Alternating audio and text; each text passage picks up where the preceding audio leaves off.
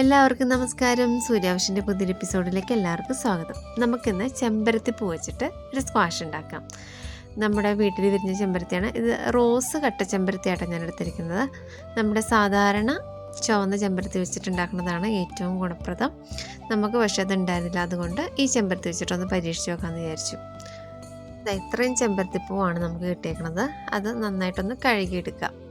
നന്നായിട്ട് കഴുകി അതിൻ്റെ ഇതളൊക്കെ ഒന്ന് പൊളിച്ചെടുത്തിട്ട് നമുക്ക് 2 ഗ്ലാസ് വെള്ളത്തിൽ അതൊന്ന് നന്നായിട്ട് തിളപ്പിച്ചെടുക്കണം. പൂവിൻ്റെ അളവിനനുസരിച്ച് വേണം വെള്ളം എടുക്കാനായിട്ട്.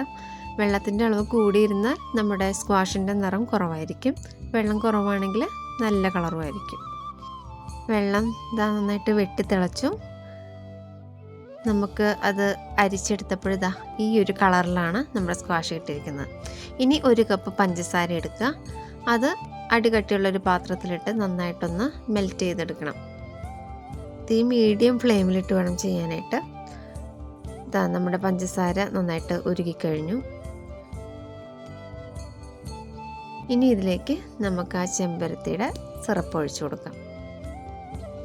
അപ്പോൾ പഞ്ചസാര ഒന്ന് കട്ടിയായിട്ട് വരും. അത് കുറച്ച് നേരം കഴിയുമ്പോൾ നന്നായിട്ട് മെൽറ്റ് ആയിക്കോളും.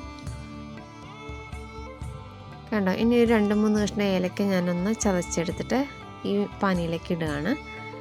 നന്നായിട്ടൊന്ന് വെട്ടിത്തിളക്കട്ടെ. നന്നായിട്ടൊന്ന് കുറുകി വരും. സർവത്തിൻ്റെ ഒക്കെ ആ ഒരു പരുവത്തിലേക്ക് കിട്ടും. ഇതിപ്പോൾ ഞാൻ കുറച്ച് പൂവാണ് എടുത്തിരിക്കുന്നത്. വളരെ കുറച്ച് അളവിലാണ് ഉണ്ടാക്കുന്നുള്ളൂ. നന്നായി ചൂടാറിയതിന് ശേഷം നമുക്കൊരു ചില്ലുകുപ്പിയിലാക്കി സൂക്ഷിക്കാം. അപ്പോൾ ആവശ്യാനുസരണം ഇത് കുറച്ചൊഴിച്ചിട്ട് അതിലേക്ക് ആവശ്യത്തിന് വെള്ളവും അതുപോലെ നാരങ്ങാനീരും കസ്കസും ഒക്കെ ചേർത്തിട്ട് നമുക്ക് സ്ക്വാഷായിട്ട് ഉപയോഗിക്കാം.